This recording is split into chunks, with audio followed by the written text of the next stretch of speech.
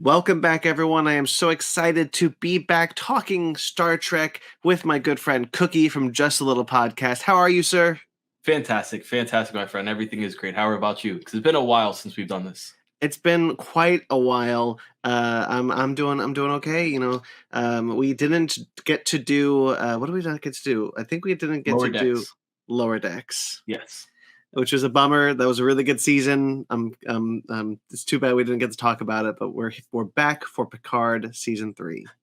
For sure. I'm excited for this. It's been a long wait, so. Yeah, so Picard season 3. So this is Fichtner's Watch. For those of you who didn't know, this is a series where we're going to go through the series episode by episode as much as our schedules will allow. And for today, we're only going to be talking about Star Trek Picard season 3, episode 1. The Next Generation. Oh, yeah. Written by Terry Matalas and directed by Doug Arniokusk. I tried. I'm so sorry if you're watching this. But yes, I want to shout out the creators of the season. We don't often do that on the Fichtner podcast, and I think we probably should start doing so. So yes, what did you think about the first episode of the season? Loved it. It was a nostalgia trip. It was definitely something for the fans I wouldn't say it's catering to fans, but it's like they listen to I think they listened to our show. I really do. I think they listened to what we had to say, and they said, you know what? Like, Brandon and Chris really have something going on here. I think they're on the right formula. We just need to follow what they say. And this was a perfect episode for me. It got me intrigued. It gave us enough of what the plot may be and how everything's kind of fold out. I loved it. It was great. I tend to agree. We talked last season, season 2 of Picard. The first episode was really good. It was really exciting seeing the Stargazer and Rios as the captain and what is this mystery? And I was like, this is a cool episode. I want to see more of this. And It sounds like that's exactly what they wanted to deliver. Is just kind of more of that. So we're back in the 25th century. By the way, did you notice in the 25th century? I did. It's very good. Very cool. We open with Beverly. Yes. Good to see Beverly Crusher back. Okay, so I've talked about this multiple times with you. Growing up watching Next Generation, she was my love interest. She was my crush. Not to crush her, but she was my crush. Yeah. So I just immediately gravitated towards her. So seeing her on this show, I was like, wow. For me, she still looks great. She looks absolutely stunning. I love the gray hair. I think it suits her very well. It seems like she has not lost a beat when it comes to Star Trek and her acting. Mm-hmm. We don't get a lot of her, but we get kind of an action sequence. We talked about this all the time last season. Shout out to the set designers and the production designers. I think they've been firing on all cylinders. Mm-hmm. Just the slow camera movements through all the Easter eggs. Yes, was so fun. Just to be like, great. There's Jack Crusher's stuff. There's a log entry from that episode. There's a hypo spray, and she even picks up First Contact style phase rifle. Yes, which is my favorite. And I was like, oh yay! It was really great, and what I loved about it, like you said, was it was so visually pleasing to kind of see that and just here's stuff for you fans, enjoy. Yeah. And if you weren't a fan of Star Trek and this is your first entry in it and you have no idea who Beverly Crusher is or what's going on at all, it still was great. It still was very enjoyable because it was beautifully aesthetically pleasing to see everything. Yeah, I think this is the first time that Star Trek Picard specifically has said, you know what, if you've never seen an episode of Star Trek before, maybe sit this one out. Because this was the one where I'm like, we're now in the 3rd season of Picard. Yes. And how they've talked about this as being not necessarily the Next Generation season 8, but being that 5th movie that they never got. Yes. And we talked about it even last season a lot, how, the Next Generation crew never got their undiscovered country moment. Mm-hmm. They never got to warp speed into the sunset, and which they talk about here too. Yeah, like this Undiscovered Country is an incredible Star Trek movie. I don't know if you've recently watched it, but it's a killer. It's brilliant. It still holds up. Yeah. Oh, okay. I actually think it might be better than Wrath of Khan. Really? Yeah. Okay, I might have to revisit it then. Definitely I know there's a fight in words, but still, like I think that movie's really good, and it's a really great send off to the original series characters. Mm-hmm. And Nemesis is not that. Nemesis is not meant to be a send off to those characters. Mm-hmm. It's just kind of worked itself out to be that way because those movies did really poorly. Yeah. So this is hopefully going to be that, and I think from the jump they set up like, yeah, this is the last story that you're going to get with these characters. So like if you aren't familiar with these characters, like if you jumped into Picard and only have seen Picard, so you're like, oh yeah, where's Rios and Raffi and Elnor? Like, they're not here. This is for the people who watch Star Trek: The Next Generation. Yes. And I don't think that's a bad thing. But it's just weird that it's Picard season 3 and not just like this is something else. This is something else. For sure. I definitely agree.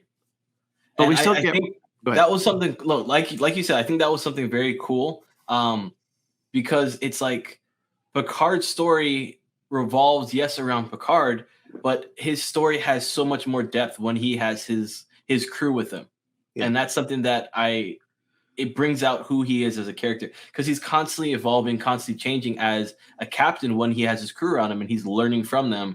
And even till now, him being a retired admiral, he's still learning from his crew, and it was great.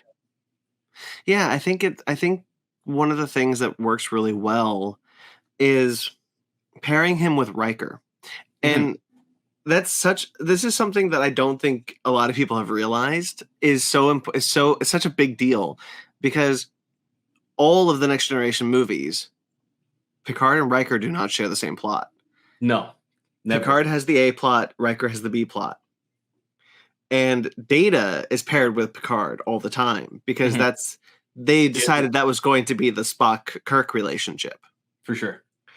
So now that Data's dead, they can finally get Picard and Riker together, and and the two of them don't miss a beat. Like the moment they're on screen together, you're like, oh, you're back. For sure. Give me 1 second, all right? Sorry. Yeah. So we're good. We're good. But all right, we're talking about Riker not missing a beat, coming back together. Yeah. Why don't you pick up on that? Okay. We'll start there. Okay, sounds good. So yeah, I feel that with the way that Data and Picard, how their dynamic is, it's very, very much like they're like father and son, and they're constant father and son. And then now you have Riker, who's like father and son again, and it's so great because Riker constantly looks up to him, but now Riker is an adult, and you see these moments inside the episode where it's like he's kind of like jabbing back at his father, saying like, "Oh, you didn't do this or you didn't do that," and he's like, "Shut up, Will." I think it's not a father-son relationship so much as they're definitely now more like peers, because like ever since Riker was promoted to captain, he kind of presents himself as he's always been really confident, but he like presents himself as a more like confident captain than his rank would suggest. Like he walks more like an admiral than he does a captain. Yes. So I think so. It's really weird when we're watching the show and like, oh, it's Captain Riker and Admiral Picard. I'm like, honestly, with Riker's age, he should also be an admiral.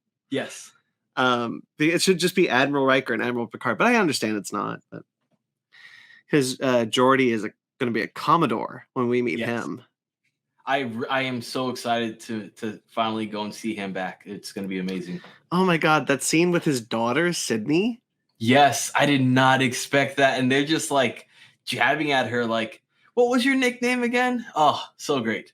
Crash LaForge. Yeah, I think the episode brings, I think the thing that really works so well about this season is that it brings a completely different energy to Star Trek Picard, which up until now has been pretty dour, frankly. Yeah. But Riker being there and Riker being Riker brings a lot more kind of lightheartedness to what could generally be considered a pretty down show. And it's really cool to have a lighter energy going into the season than we have in the past. Correct. Yeah. Especially, and it's still, even though it's like a lighter season, it still hits pretty hard with Beverly kind of going into this her ship, and she's like, "Oh, I'm being boarded. Let me block off for security reasons." You don't know who this person is at the time. She blocks the door so nobody can, I guess, potentially get to that person, and she goes into distinctive like, "Let me go in attack mode and defend and do what I need to do to protect my ship." Yeah, and right off the bat, you're engaged in this moment. And her son. Yes, because at the time you don't know it's her son until the very end, and then it's like, this guy looks like he could be in his 20s. Maybe this might be ... I think that kid is Picard's son. You think so? Yeah. It's gonna be great. It's gonna be great. I really appreciate one of the things that I really like about this episode is that it explains the Next Generation characters' absence in the first 2 seasons of Picard. Because like, what was the thing? You weren't on the first season of Picard, of the Picard discussion. But in that season, Picard calls his doctor, and it's this dude from the Stargazer we never met. And it's not Beverly, and we were all kind of like, "Why isn't this Beverly?" Like that's really strange. And like the question of like, where's Beverly? Where's Will? Where's Geordi? Where are all these people? And he has this line in the first season, like, "If I ask them to help me, they will." And I'm like, "Yeah, so ask them." Yeah, why aren't you doing it? Yeah. And you have this moment where, and so like in this moment, like, yeah, okay, you can't really explain why Picard decided not to ask his friends, but you can explain away Beverly. Beverly's been missing for 20 years. Yes. She's been doing this Doctors on Borders, but for the Federation thing for 20 years, and she cut off contact completely with the Next Generation crew. And I'm like, okay, I'm really engaged. Why did she do that? Yes. Because that doesn't sound like her. Correct, exactly. Especially like kind of where things left off in the ending of Next Generation. You're like, okay, they definitely are a super, super close-knit family. So it's like I wouldn't see them all separating and just bye, that's it. Yeah, and it's not like, it doesn't feel like it's out of character either, because everyone's wondering like, why did she do this? Like even Riker's like, why did she cut us off all those years ago? It doesn't make any sense. Correct. So it's definitely one of those added like mysteries that's going to enhance the plot as time goes on, and it's going to, I guess, flesh out her character and where she's been. Yeah, I really I want to also shout out the costume design. First, I want to say whoever in Starfleet in universe makes all the uniforms, I want to know what that dude is on, because the fact that he has that whatever costume designer that whatever uniform designer works in Starfleet has designed over 40 uniforms in the past 30 years is insane to me. But whatever. And still makes new ones. It still keeps making new types of designs. Like, first, because like if you think about the uniform designs, it's really interesting because like from the original series to Next Generation, there was a big shift, but then they have the gap with the Monster Maroons. Okay, that makes sense. What happened to the Monster Maroons? Oh, we took out the collar and then we made the Next Generation uniforms. Cool. But then after that, it was the one piece, the one piece blacks with the colored shoulders, and then it was the gray shoulders with the undershirt, and then it was what we see in Lower Decks, and then there's another uniform set in Prodigy, and then there's another uniform set in Picard season 1. There's 2. And like, what are we doing? Why are we making so many damn uniforms here? One of the things that I thought was really cool was right after this moment, and we're figuring out what the plot is, and the whole objective, I guess, of this miniseries right now with Next Generation is going to save Beverly and figure out what happened to her. And they have to go and figure out how to get there without the Federation knowing. And in my head, I'm like, That's never gonna happen. You guys are never gonna get there without the Federation. No, it's physically impossible, especially after like season 1 and season 2 of knowing these characters and then realizing, hey, they're not going to be in season 3. As far as certain characters aren't going to be in season 3, so how are we going to go and get a ship and fly there? So the way that they introduced this new crew, but then also had reoccurring people on there was really, really great, and the ship is stunning. Boy, I love the Titan A. Stunning. I'm a big Constitution fan. I love the Constitution class starships. To me, that I think that's like the pinnacle Starfleet is Constitution class. Mm-hmm. I guess I guess my gardener's about to start going.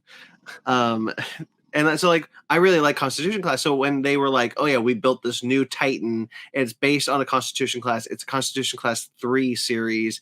And I immediately fell in love. It's beautiful. It's a beautiful ship. And the way that they paid like respect to it with getting to the ship and you're seeing it take off from the docks. And you're just like, space dock, baby. It's in awe. I'm just sitting there, I'm like, ah, and then the music starts to swell a little bit, and I'm like, it's next generation music. This is beautiful. Shout out to the composer this season. Is killing it. The music is amazing. And it's only episode 1. And I'm like, whatever you guys are doing, keep on this track because you guys are doing some great stuff. The Titan A is such a good ship. I'm so glad we have a new hero ship, a new Starfleet hero ship that harkens back to classic Starfleet, classic Star Trek, and it's such a wonderful ship. What do you think of Captain Shaw? He's a douchebag, but I like him. He's an honest douchebag, and he's like, "This is my ship. I've captained this ship for 30 years. We don't see action. We don't do what the stuff you guys used to do back in the day. I respect you and I love you, but this is my ship." And Can I ask you a question? Yes. What did he do wrong? He followed orders. Right, exactly. What's so interesting to me about Captain Shaw is clearly, I want to preface, clearly there's something, he has a prejudice against people who used to be Borg. That's very clear by his remark. Twice they mentioned it with 7 of 9. She's like, I'm no longer that. They don't, my captain doesn't want me to go by that name. Yes. And he has this moment where the way his voice cracks when he talks about Borg and Picard's presence, like, I want to preface that there's clearly something more there. But the first episode, he didn't do anything wrong. No, he was told by Starfleet to go somewhere. These two old ass men come onto his ship for a surprise inspection, demand him to change course. One of them is retired. Yes, and the other one doesn't even have a ship. Right. And so and he just says no. And I'm thinking like, yeah, no, that makes sense. And I'm over here like, come on, like these are your heroes. And you're going to say no to your heroes for letting them borrow your ship, fly a little bit out of the way. Come on. But see that, and so it's really because Captain Shaw is that, he's the kind of captain he's Jellicoe, right? He's Jellicoe from Next Generation who took over when Picard is being tortured. Jellicoe, very by the book. This guy is like by the book where I follow my orders, I keep in line, I don't go out of my way to do the cowboy diplomacy of what you guys were doing. I'm an exploration vessel. I don't get into trouble. Yeah. And so these guys come on like, hey, we need you to get into a little trouble. And he's like, I don't know who you think you're talking to, but it's not me. I'm done with my meal, so thank you guys. Yeah, I mean, he is rude. Very rude. He clearly has a problem with the Borg, but honestly, I don't think he was wrong in his decision to just be like, no, we're going to keep on course because that's what my orders say. Yeah. I don't know. It's just because it's like, there's no, like, if you take away Picard and Riker's motive to do this, and there's no motive. Let's say these two old guys just hop on your ship and you've grown up reading about them, learning about them, going to school, and those are the guys you kind of looked up to. And then they come on your ship and they're like, hey, Brandon, so I know you're doing this thing, but could you really just do this thing for us? Like, it's more of like a thing to go and kind of honor what we're going to be doing. Excuse me, we're going to have speeches. So we want to go and like kind of show off this new vessel that you have. We want to show it off to the world or to the universe. can you do this for us? And it's like, heck yeah. Like, you're Picard, you're Riker. Why wouldn't I do this for you? No. But you and I, we admire Picard and Riker. They're heroes. They But he may said not it be too. to him. Didn't he say that? He's like, I love you guys. I love you guys so much at the end. He's like, but no. But he says he loves them in the sense of like, yeah, back when you were captain of the Enterprise, you were really cool. I love reading about those. Like he talks about them as if they're fictional characters in storybooks that he would read. Yeah. Okay. Right? Because he's talking about them like yeah, I was really cool when you went off to the Delta Quadrant and fought the Borg. I don't do that. You don't do that anymore either. So get the hell off my ship.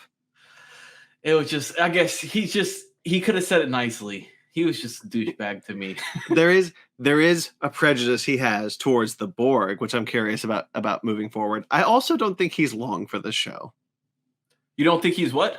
I don't think he's going to be on the show much longer. I don't think so either. I definitely feel that he is a placeholder because they've mentioned a few times with 7 and 9 and how she's meant to be part of the Federation, how she's meant to be a captain, and it's before you know it, you're going to be a captain. She's like, I'm so unsure. I don't know if this is right for me. I never knew if this is right for me.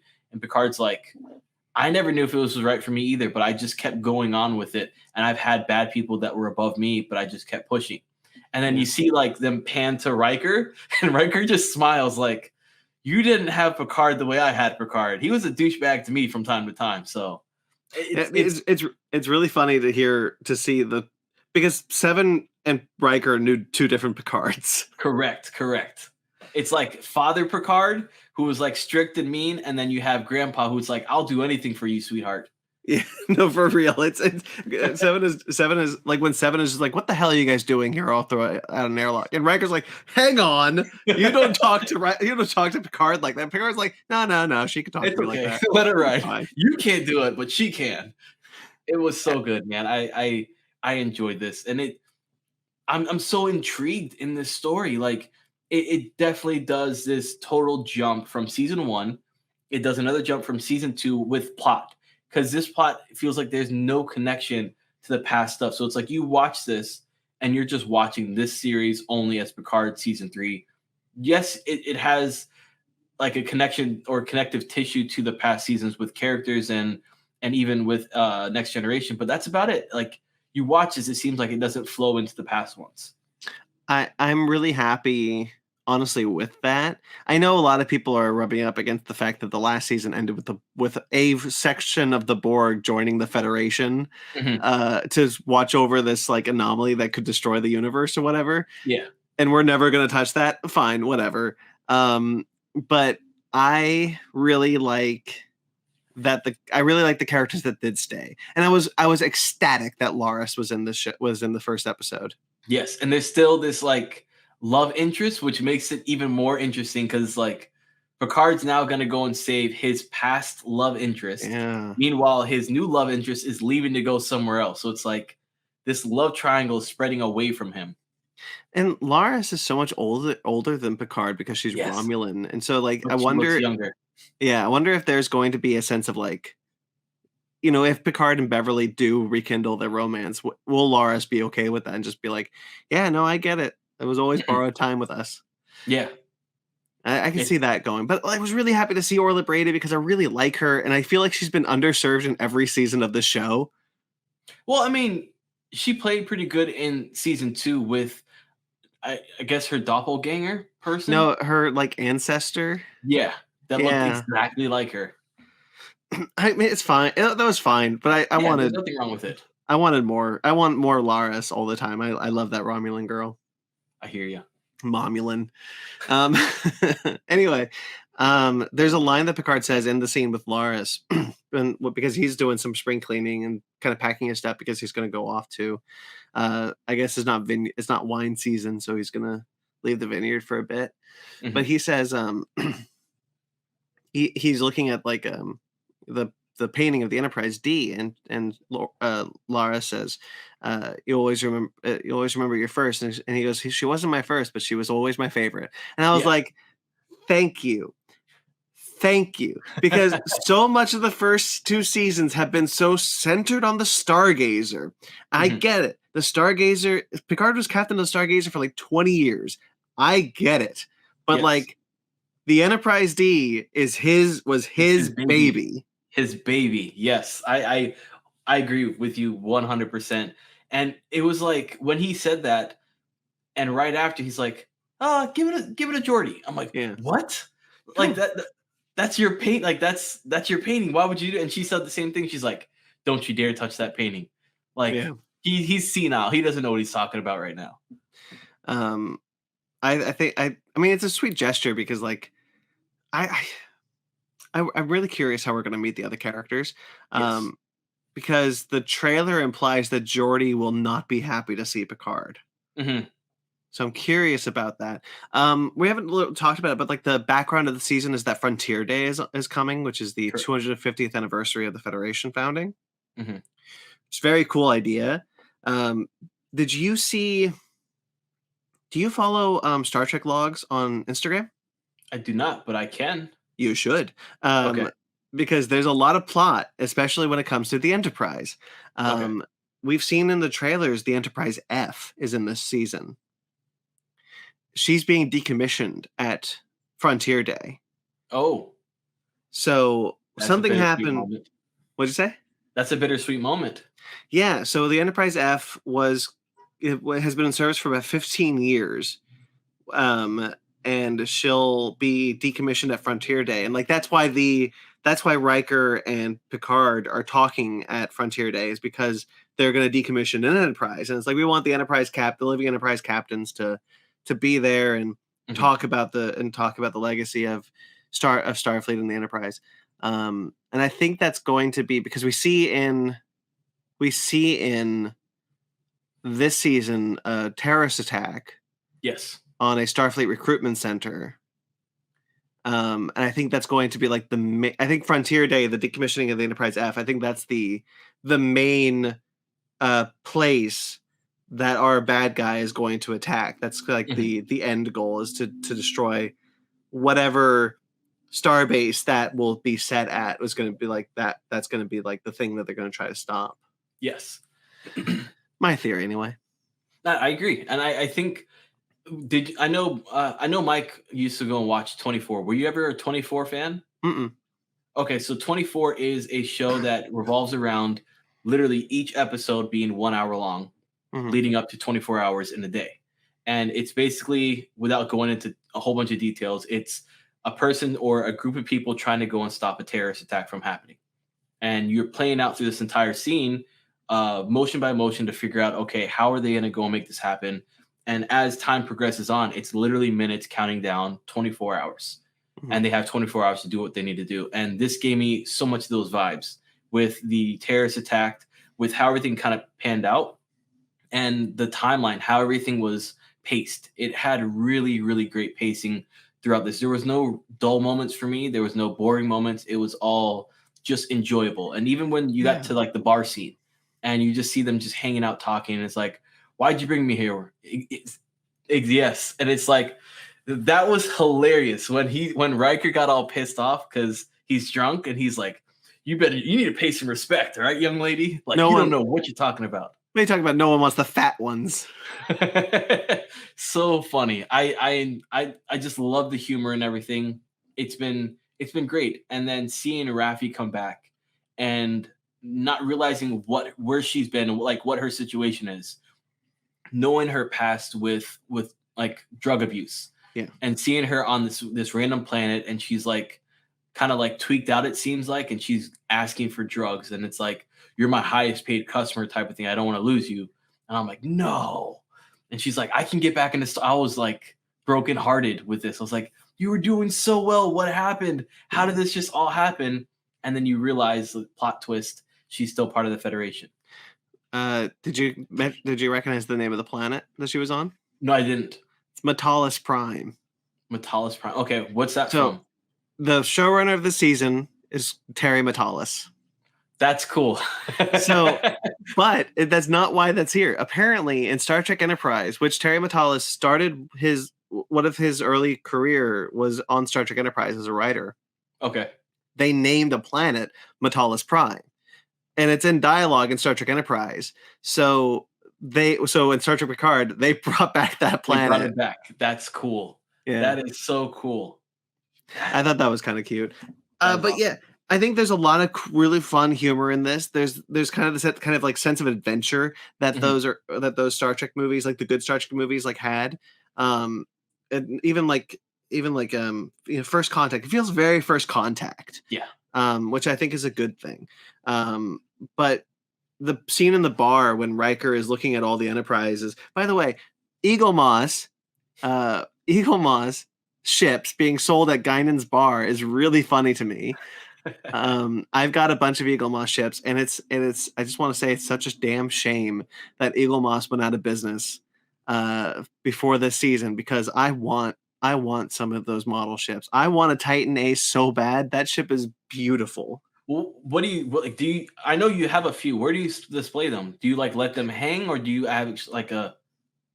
They're right here. I'll show you. Actually, I'll unwisely pick up my camera and show you a little bit. There they are. Oh, that is awesome. Yeah, that is so cool. I got a Battlestar Galactica. I got an Orville right here. You can't see it, and then the Gold Mothership right here. Look at that. And then all the Enterprises, except for F. I don't have the F. It's being decommissioned. That's why. Yeah, but I kind of. Eagle Moss shouldn't have gone out of business. It's not fair. I'm still bummed about Eagle Moss going out of business. I think I will be for a long time. Sorry. I'm sorry. Anyway, I really like the kind of the energy that the show brings, and it's really cool because like it didn't spend 2 or 3 episodes looking for Beverly, right? Picard gets the message and says, "All right, we're going." And then by the end of the episode, we found Beverly. Yes. She's in the thing. But we're there, and we're already going to be introduced to our villain. So the pacing of the season already feels a lot brisker, and I hope it continues, because season 2 had a pretty brisk pace in the beginning, and then it slowed way down. Yeah, it did. And I really hope that doesn't happen here. There's a lot of issues that season 2 ended up having when it had such a strong beginning, and you and I both agreed, like the beginning of season 2 is pretty good. It is. But it just didn't end in the same way. And that really bummed me out. And I hope that they don't suffer the same pitfalls this season, because right now it's got good energy, it's got good pacing. There's a lot of great lines that I can just Picard and Riker are so much fun together. They are. They really are. And it's such a wonderful moment to see. Let's see. There's a nice callback to Janeway. Janeway and Picard convinced Seven to join Starfleet. She looks great, by the way, in that uniform. She does. She looks really, really great. One of the things I wanted to ask you was, do you think we are going to be getting a young Crusher who is now, I guess, gone through the motions of being in Starfleet? Because when we saw him in Next Generation, he was kind of going through the academy as he just got in. And I want to say he was also in Deep Space Nine. Correct me if I'm wrong. But like seeing that, and it's like, okay, where's young Crusher? When are we gonna get a young Crusher coming into the mix? We got him in the last season, remember? Yeah, I know, but I want him again. I see his mom, and it's like, okay, he's got a mom. He has a potential brother. So he's protecting the universe. I know, but it's just like I want him back. I want him to just like say like, "Hey, mom, how you doing? Hey, brother." I think there's a sense that we're probably going to see, if I had a wish list for all the characters we're going to see, unfortunately Wesley Crusher is on the bottom of it, because like I'm thinking like I think we're going to see Tasha, or at least her Romulan daughter. I think Ro is going to be in this season, Ro Laren. She better have her earrings too. I'm going to be upset. Me too. And I think we're going to see.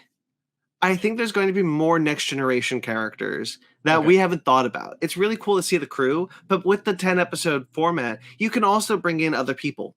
And you can, and what's so great about this 10 episode format is that while yes, it's described as a 10-hour movie, and that's really cool, and I hope they succeed because I don't think a lot of people do. Um, what this 10-episode format allows them to do is give everyone a chance to shine. Mhm. Because I don't know if you remember, Worf got the short end of the stick in every single one of those movies. Yes, yes, he did. Yeah, and that was my next thing to go and say is, you think we're gonna get Worf shining bright? I think so, and I think Worf is Raffi's handler. Really?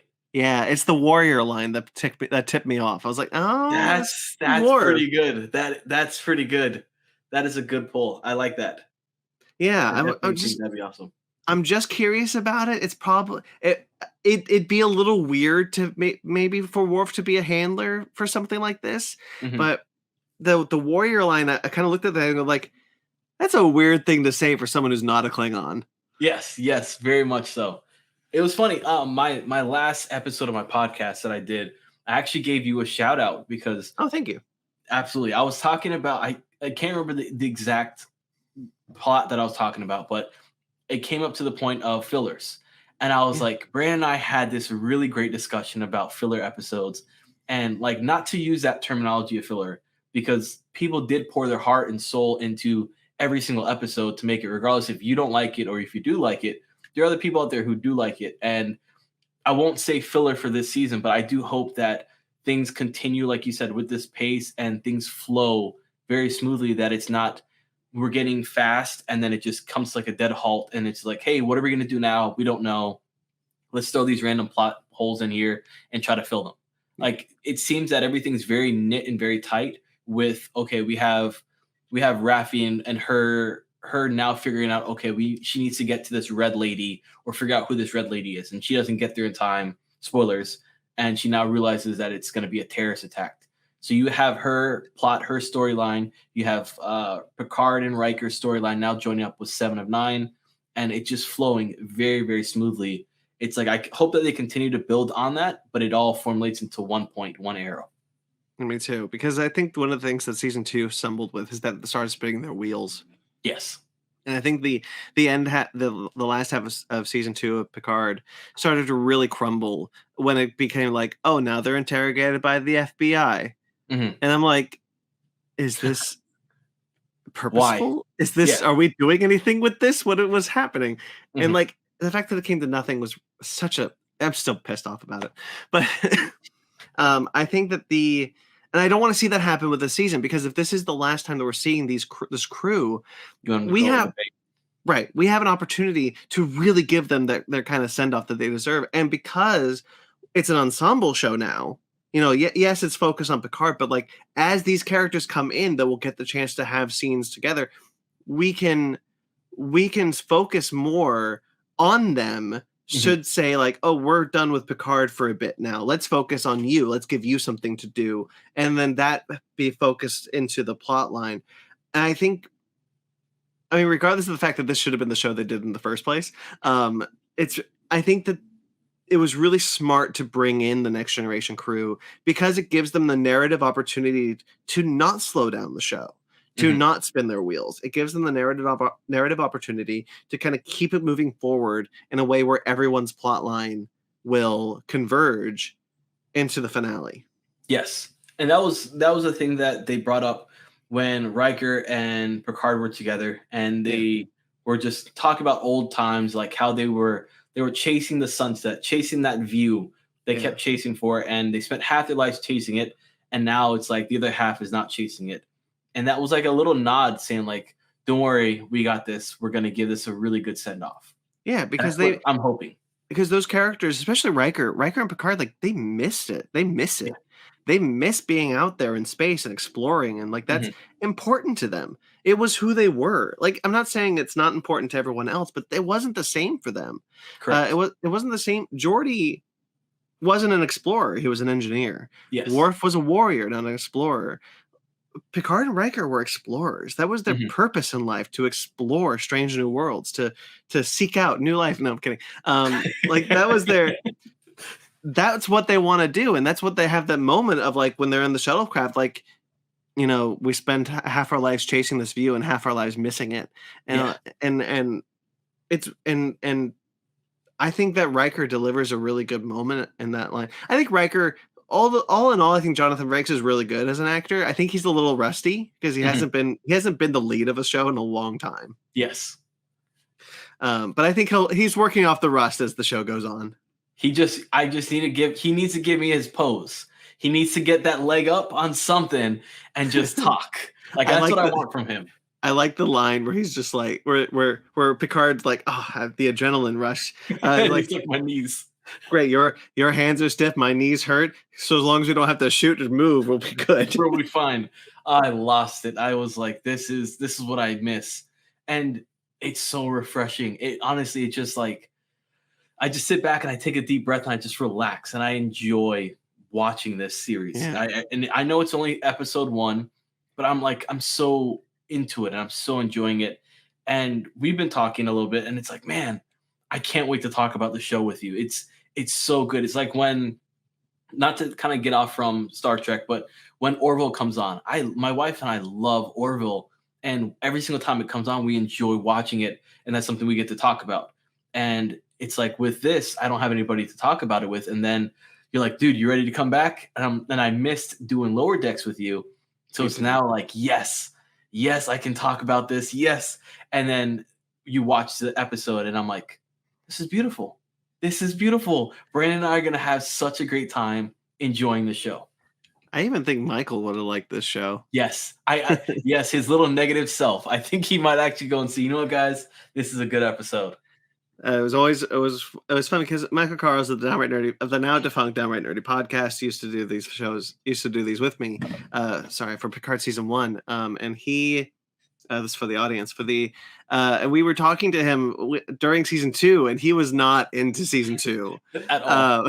At all. And he was just, it was like at the point before we started to dislike season 2, because we were pretty hot on season 2 in the beginning. He was already out. He was no.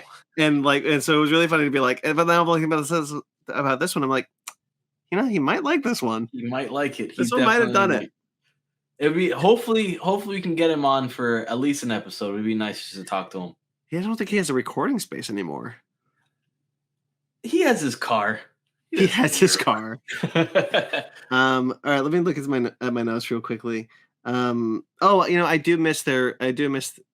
was never really too crazy about the opening intro for Star Trek Picard, but okay. I kind of miss it. Really? Yeah. I enjoyed it. I was like, this is nice to kind of get that, instead of getting an opening, getting a closing. I liked it. Oh, I did like the closing credits. I thought those are pretty cool. Yes. Question for you. Yeah. Okay, so I'm not really great with ships, but at the end of this episode, and we see this portal kind of come down and suck down and then spit it back out somewhere else. I'm like, holy crap, have we ever seen that before? That was question number 1. And then question number 2 for you is, when we see Beverly's ship and her son kind of goes and says, oh, the blast shield is opening up or whatever, you're going to see the enemy. What ship is that? The Beverly ship or the enemy ship? The enemy ship. So it's called the Shrike. Okay. We don't know what type of ship it is. Okay. But that's Amanda Plummer is the villain of the season. You remember in the trailers? Yes. That's her ship. We don't know what type of ship, where it comes from, or anything. Okay. As far as the quantum tunneling tech that we see, is that terrorist tech? We've never seen that before. Yeah. Okay. It does remind me though of Nero's drilling machine. That's what I was thinking. So that's why I was like, man, have I seen this before? Because it looks so familiar, but I didn't know if it was. And you have a lot more knowledge when it comes to Star Trek than I do. It does remind me of Nero's drilling machine, only in so far as it's the kind of like the type of terrorist attack that it is very similar, I think. By the way, nice callback to the Enterprise C Captain Rachel Garrett. I was happy to see her get a statue. Everything was great, and it was, even though it was very short lived, it was nice to see it. Yeah, I think that there's a fine line to walk with nostalgia. You know, you don't want to be manipulative with nostalgia, because audiences start to get a little wise to it. Start to be like, this is manipulating me. Yeah, we get it. Yeah. But I think that this episode did a really good job of being a world that was lived in, because we see statues of Rachel Garrett, we see stuff in Picard's house, we see the again, just like the set dressing alone really sells Star Trek as this season of Star Trek, even season 2, as a world that was lived in. This is a world that revels in its continuity. That this is a show that revels in its continuity. That is looking at continuity as not a restrictor, but as a way to enrich the world. And Yes. I hope that continues, and I have no reason to believe it won't. It's just kind of my season 2 brain being like, we really liked season 2, but until we didn't. I agree. I definitely agree. And I think visually seeing the world was really, really well done. Yeah. And watching like Next Generation, it's very much on this. They had a better budget, of course, but it was still a low budget type of ordeal where they couldn't go and have these vast sets and have these backgrounds that were just humongous and spanned out for miles and miles. Where here we have that opportunity with digital effects, and it was beautiful. Like seeing the city alive and how everything's moving, and hearing people in the background where this thing just magically sucks out an entire academy and then drops it somewhere else. And you're like hearing these screams of like terror and cry and just sheer horror. And it's like, wow, it was very, very well done for me. And it's like, it kind of gave me this like taken back moment, like, oh my God, did I just witness that? And then Raffi has the exact same thought and feel that I had was, no, they did not just do that. Yeah. I am in shock. Really happy that Michelle Hurd came back, and I'm excited to see what they do with her Raffi. I'm just so happy with this episode. I'm just so happy with that Picard is back, and this could be the one where, you know what, if my future self wants to just do a marathon of Star Trek: The Next Generation, and I will be so happy to include this at the end. If this is as good as I think it will be, you know, a lot of the early buzz is really positive. I just really hope this is good, man. Yes, I agree with you. I'm right there with you. And it's funny because like I have, and you told me not to do it. I know I still have to, but I have yet to finish Halo. And it's like pulling teeth to finish Halo. And then I come to this and it's like, how do I go back to Halo after watching something like this? Done. Yeah, I mean, like it's kind of like, frankly, I don't mean to throw Discovery under the bus all the time. And I really don't. It just comes up. I like Discovery fine, but it's really hard to go from Strange New Worlds to Lower Decks to Prodigy to now Picard season 3, hopefully, and then go to Discovery, and you're like, why? Well, Discovery kind of feels like the black sheep of the family right now. Yes, it really does. Like I have not seen Prodigy, but from what you told me, it is pretty good. Good show. And we both know that Lower Decks is top notch. So I'm definitely feeling that if the way this thing is going, if it continues on, I definitely feel that it's going to be like a really, really great send off for Next Generation. And I hope maybe it's a next, like it kind of gives the writers and producers for Discovery, like, hey, we need to step our crap up. Like, we got to keep up. I really hope that the showrunner, Terry Matalas, gets to do another Star Trek show after this. It's because he was brought on pretty late in the game for season 2. And he gets to do season 3 on his own. And that's really cool. And it looks really promising. And I'm really hopeful that it is. But if this is the only thing he gets to do in the Star Trek universe, I'll honestly be bummed, especially if this is as good as I think it will be. Correct. I want to see him. I don't want to see this be the end of the 25th century. I want to see my ideal world is starring 7 of 9 with Raffi as her first officer, captain of the Enterprise G or the Titan A or whatever, and they're off doing exploration missions while encounter with a new cast of a fun crew and encountering other characters such as Ezri Dax and Janeway and Bashir and Garrett, and I want to see I want to see that show. And I think Metalis is pretty passionate about Star Trek, that he Mhm. wants to continue playing in this world too. And I'd be there for it if he gets the opportunity. I agree, and I love that concept too of bringing in like Deep Space Nine characters because they enjoy they enjoyed Deep Space Nine. And I definitely feel that they would love to come back to kind of do their own send off type of thing, Yeah. even though they had a great send off for Deep Space Nine, but to do their own. The thing is Deep Space Nine had a really solid send off, and even like Next Generation also had a really good send off, and then they did their movies. Yes, So like I always think about like, Indiana Jones. The Last Crusade is a great send off for Indiana Jones. You don't need to Mhm. make any more Indiana Jones movies What after they that. did. But they did. So now you want them to do another send off because you're like, Yes, I don't want you to end on a bad note. And so long as there's no more Deep Space Nine, they don't end on a bad note. very true. So, Yeah, hopefully. I agree. I definitely agree. And yeah, I think that's all I got. Yeah, I'm really positive about this episode. I really liked it. same here. Same here. Thank you for definitely having me back because Of course. I've been missing it, man. I've been missing it.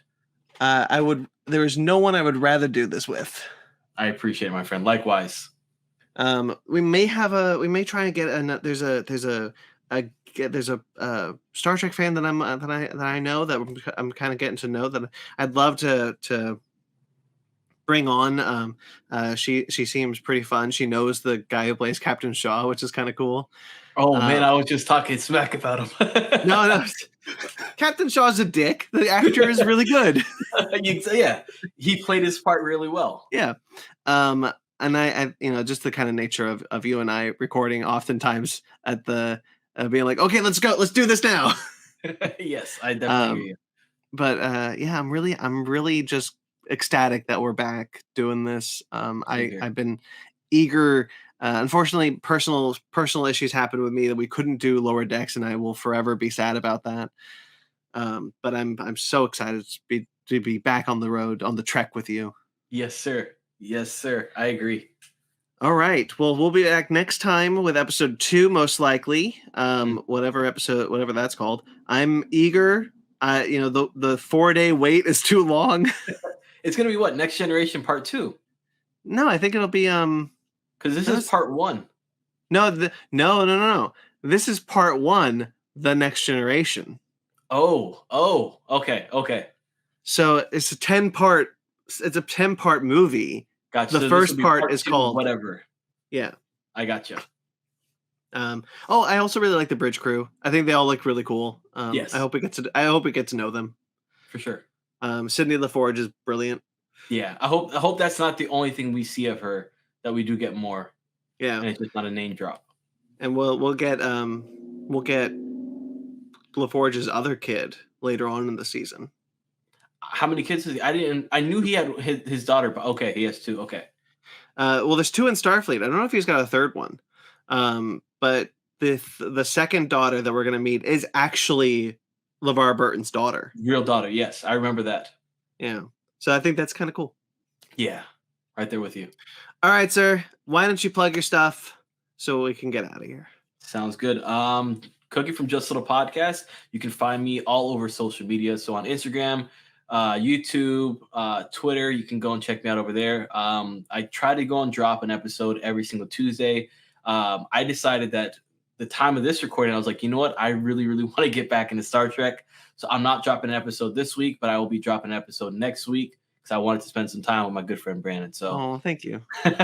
you have my Patreon as well. If you want to go and support the podcast, you can support it for as little as $3 a month. If you want to do more tiers, it gets more content, more access to me, and then go from there. That's about it. I love that tagline, more access to me.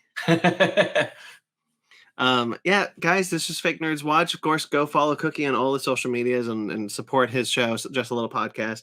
I'm eternally grateful that Michael Carl's put us in touch so we can talk about Star Trek. I want to do so much more Star Trek talk with you, but you are so busy. It sucks.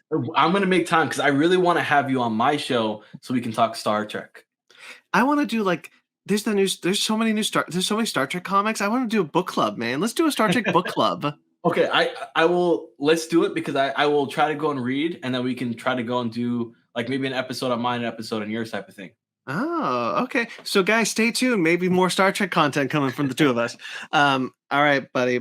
It's great to be doing this with you. I'm looking forward to the rest of the season. Awesome. This is Fake Nerds Watch for Star Trek Picard, Episode 1, Season 3. The name again, The Next Generation. We'll be back next time. Guys, of course, if you want more Fake Nerds Watch from this channel, you can check out our currently ongoing series on The Last of Us. I am not on that one. It is Ryan Sparks and our friend of the podcast, Pi. They are doing a series on The Last of Us, going through that episode by episode. So stay tuned for that. There will, of course, be more Fake Nerds Watches in the future. I just don't know what those are. So stay tuned for those. You can, of course, check out Basement Arcade Pause Menu, Animation Station, and Fake Nerd Book Club. All those are shows on our channel. We have new episodes and new episodes coming, plus other things that are in the works that you guys can stay tuned for. There's a bunch of Indiana Jones stuff I'm going to try to do this year, so hopefully that'll happen. And of course, you can check out our mothership show, Fake Nerd Podcast. Fake Nerd Podcast is the show where all these shows come from. That goes live every Sunday. This past week, we talked about Ant-Man and the Wasp: Quantumania. Did you see that yet? I have not. What do you think? I liked it a lot. Okay, because it's got some 50-50 reviews. Yeah, it's not being reviewed well, but I liked it a lot. Spoiler alert for anyone who wants to listen to that review. That's up there now and coming soon. I think we're doing Cocaine Bear. I think we're going to review Cocaine Bear. I'm not 100% Never heard sure. of this. Have you not heard of Cocaine Bear? I've never heard of Cocaine Bear. Yeah. Hold on. How have you not heard of Cocaine Bear? The marketing is everywhere. What is Cocaine Bear? It's a bear that ate a bunch of cocaine. No, I've heard of like the Winnie the Pooh horror story, but never heard of Cocaine Bear. Okay, real quickly, I need to tell you about this. So Cocaine Bear is based on a true story of a grizzly bear.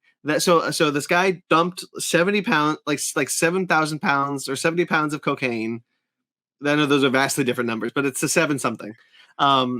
On into like this area, and a bear came around and ate it all. Whoa. Now, the true story is the bear died immediately. It overdosed and just died. And that bear became an urban legend and is stuffed and like is like this like local hero of this town. The movie that is coming out this weekend is what if that bear got incredibly high and went on a rampage? That's probably intense. So Cocaine Bear. That's an intense bender. Yeah. Anyway, so that was Cocaine Bear talk. Yeah. So anyway, so of course, check out the Fake Nerd Podcast live every Sunday if you want to check out all kinds of stuff and check out all these shows. Again, like this video, subscribe to this channel. There's a new Fake Nerds Watch audio feed. So if you're listening to this, so if you're watching this and you want to listen to this on your commute, subscribe to that feed. We greatly appreciate it. All right, guys. That's it. That's all I got for you. Until next time we see us, live long and prosper. Live long and prosper.